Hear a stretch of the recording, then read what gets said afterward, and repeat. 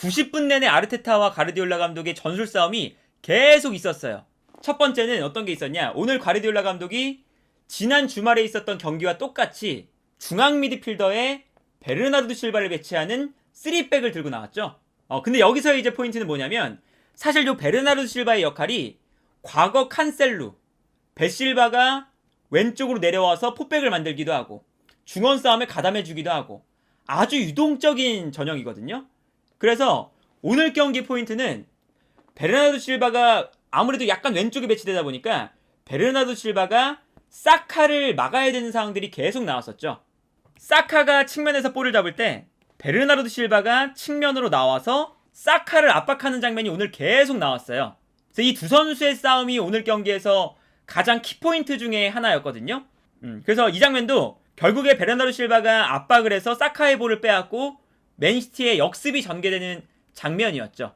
여기서 이제 베르나르도 실바의 역할은 왼쪽 측면으로 빠져나오면서 이 왼쪽 지역에서의 플레이메이킹을 맡습니다. 과거 칸셀루의 역할처럼요. 그리고 여기에 더해서 베르나르도 실바가 왼쪽에 있다가 어느새 중앙으로 들어와서 플레이할 때가 많기 때문에 사카가 베르나르도 실바를 따라서 들어가지를 않잖아요. 그러다 보면 중원에 수적인 우위가 한 명 생기는 거죠. 그러다 보니까 이 장면에서는 앞선에서 아스날이 맨시티의 중원 빌드업을 압박하고 있는데 이때 베르나르도 실바가 앞선으로 달려나가면서 순간적으로 수적 우위를 만들어줍니다. 그리고 여기서 베르나르도 실바가 뛰어들어갈 때 베르나르도 실바에게 패스를 보내주면서 맨시티가 아스날의 압박을 풀어나올 수가 있는 거죠. 그래서 오늘 경기는 이 가르디올라 감독이 지난 경기처럼 이 베르나르도 실바를 활용해서 측면 지역으로 나와서 수비도 좀 보완을 해주고 중앙으로 들어가서 중원 싸움과 볼을 전개할 때 미드필더 라인의 숫자를 한 명 추가해주는 역할. 마치 이제 그 아스날에서 진첸코의 역할처럼 베르나르도 실바를 쓴 거거든요. 볼을 전개할 때 윤활유적인 역할을 아주 잘했습니다. 그런데 이 부분을 아스날이 또 역으로 노려요. 아무래도 수비할 때는 베르나르도 실바가 약간 측면으로 내려서서 포백이 될 때가 많거든요. 이때 적극적으로 사카와 베르나르도 실바의 1대1 상황을 계속 만들어주려고 노력합니다. 사카가 베르나르도 실바와 1대1 대결을 하면 여기서는 사카가 조금 더 우위거든요. 자연스럽게 베르나르도 실바가 측면으로 빠지면서 포백이 되는 상황에서 사카와 베르나르도 실바가 계속 부딪히는 상황이 나오는데 여기서 아스날은 계속 측면 지역으로 보내서 사카와 베르나르도 실바의 1대1 상황을 만들어주죠. 여기서 이제 사카의 돌파가 이루어지니까 베르나르도 실바가 막다가 전반전에 경고까지 받는 장면을 볼 수가 있었죠. 그리고 이런 장면을 계속 아스날이 공략을 하니까 역으로 또 과르디올라 감독이 어떤 장면이 나오냐면 경기 중간에 베르나르도 실바, 아케, 긴도안 요 3명의 왼쪽 라인에 있는 선수를 불러 모아서 또다시 위치 조정을 시킵니다. 사카가 볼을 잡을 때 베르나르도 실바가 딸려나가는 게 아니라 아케가 측면으로 뛰어나가면서 아케가 사카를 막는 전형을 만들고 이때 베르나르도 실바가 약간 중앙으로 들어오면서 외데고르를 마크하고요. 이때 비어있는 중앙 공간을 귄도안이 내려와서 수비를 한다. 요 이제 컨셉을 다시 만들어요. 그러니까 이제 오늘 경기 보면 계속 전술 변화가 계속 있습니다. 경기 중간에 이런 장면이 나오죠. 사카가 측면에서 계속 볼을 잡으니까 아케가 사카를 막기 위해서 측면으로 딸려 나오고 이때 베르나르도 실바는 밑으로 내려가서 중앙 수비수와 같은 역할을 수행하기 시작합니다. 그리고 여기에 대해서 아스날은 베르나르도 실바가 중앙으로 들어오는 것처럼 아스날도 진첸코가 중앙으로 들어오면서 자카가 한 칸 올라가는 전형이죠. 그러다 보니까 맨시티가 아스날을 압박할 때 어떤 모습을 보여주느냐, 한쪽 측면을 포기하더라도 마레스가 그냥 중앙으로 들어와서 진첸코를 계속 따라다녀요. 진첸코가 중앙으로 들어오니까 마레스가 진첸코를 계속 따라 들어옵니다. 그리고 여기서도 진첸코가 반대편 측면으로 달려 나오는데 이때도 마레스가 계속 따라오면서 한쪽 측면으로 계속 따라가요. 이런 장면처럼 오늘 경기에서 마레스가 진첸코를 압박하는 모습을 보여줬었거든요. 그런데 여기서 아스날이 이번 시즌에 잘 되는 게 뭐냐면 상대팀이 강력하게 이렇게 대인마크를 걸 때 아스날은 진첸코를 통해서 특히나 전방으로 패스를 연결시키는 능력이 너무나 좋죠. 마레스가 분명히 이 진첸코를 계속해서 따라다니면서 압박을 하는데도 진첸코가 볼을 잡아서 이 좁은 맨시티의 수비 라인 사이로 패스를 넣어줍니다. 그러니까 맨시티의 압박이 순간적으로 풀리면서 아스날이 공격을 전개할 수가 있었죠. 그리고 여기에 대해서 진첸코를 활용해서 또 어떤 게 나오냐면 진첸코가 중앙으로 끌고 들어올 때 마르티넬리가 내려가면서 볼을 받아준다거나 아니면 자카가 측면으로 빠지면서 볼을 받아준다거나 오히려 마레즈가 중앙으로 들어가니까 아스날이 이번에는 이 측면 공간을 넓게 씁니다. 또다시 이번엔 아르테타 감독의 대응책이 나오죠. 진첸코가 중앙으로 들어오니까 마레즈가 약간 중앙으로 들어와 있었던 장면이거든요. 그러니까 이번에는 측면으로 넓게 움직이면서 마르티넬리에게 넓은 공간이 생겨요. 이 장면처럼 진첸코를 마레즈에게 붙여주니까 아스날이 또 압박을 풀어내면서 반대편 측면을 또 공략하는 또다시 대응책을 들고 나오고 이런 장면도 나옵니다. 이 장면도 보시면요.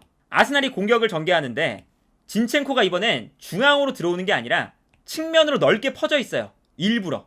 마레스가 진첸코를 따라가는 장면인데 이때 역으로 마르티넬리가 안쪽으로 들어와서 볼을 받습니다. 이렇게 되니까 그 맨시티의 수비 전형이 순간적으로 무너지면서 앞으로 올라가 있었던 로드리가 빠르게 내려와서 이 마르티넬리를 따라가거든요. 그래서 이 다음 장면 보면 진첸코를 마레스가 측면으로 따라 나가고 안쪽으로 들어와 있는 마르티넬리를 로드리가 또 따라 움직여요. 근데 이번에는 그렇게 되니까 뒤에 있었던 자카에게 공간이 나죠. 측면에서 마르티넬리한테 가는 게 아니라 자카한테 패스가 갑니다.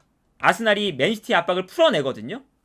그리고 이제 이런 장면들처럼 맨시티가 분명히 오늘 경기에서 압박을 전방에서 열심히 하려고 노력을 했어요. 초반에.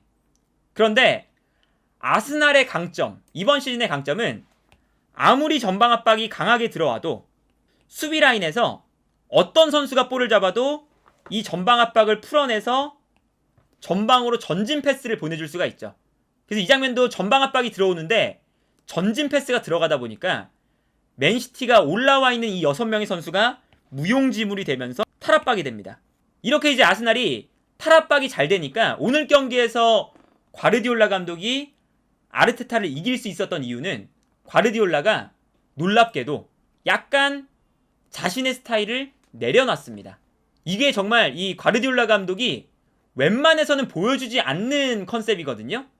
아스날이 워낙에 전방 압박을 잘 푸니까 어떤 장면이 나오냐? 맨시티가 수비를 합니다. 페널티 박스 주변에 많은 선수들이 모여있고 심지어는 데브라이너까지 내려와서 수비를 해요. 그리고 심지어는 이 장면이 1대1 동점 상황에서 나온 장면이거든요. 맨시티가 1대1 동점 상황에서 이렇게까지 수비를 하는 전형을 만드는 게 흔하지 않은데 과르디올라 감독이 이 아스날의 이 후방 빌드업 능력을 인정을 하고 내려서서 수비를 하기 시작합니다. 그리고 심지어는 이런 장면까지 나오죠. 전원 수비. 홀란드까지 내려와서 맨시티가 오늘 경기에서 전원 수비까지 하는 모습을 보여줍니다. 오늘 경기는 과르디올라 감독이 자신의 스타일을 약간 내려놓고 수비적인 측면에도 신경을 많이 썼어요. 그러니까 오히려 아스날이 맨시티가 수비를 하니까 오히려 약간 좀 공격을 하는데 어려워하고 특히나 페널티 박스 안에 선수들이 밀집해 있으니까 이 밀집된 수비를 풀어내는데 좀 어려워했죠. 특히나 아스날이 공격 찬스를 못 만든 것도 아닌데 박스 안에서의 경쟁력이 약하다는 거.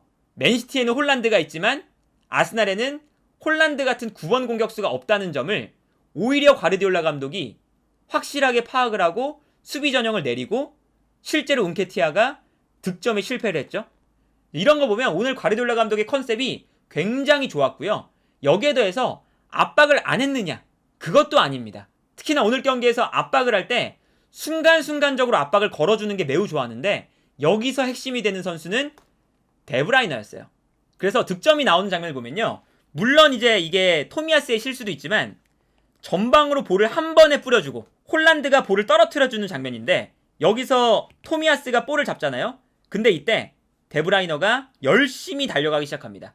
토미야스가 백패스를 할 것을 예측하고 그래서 여기서 토미야스의 어설픈 백패스가 나오고 여기서 동시에 그릴리시가 토미야스를 압박해주면서 토미야스의 실수를 또 유발을 하죠.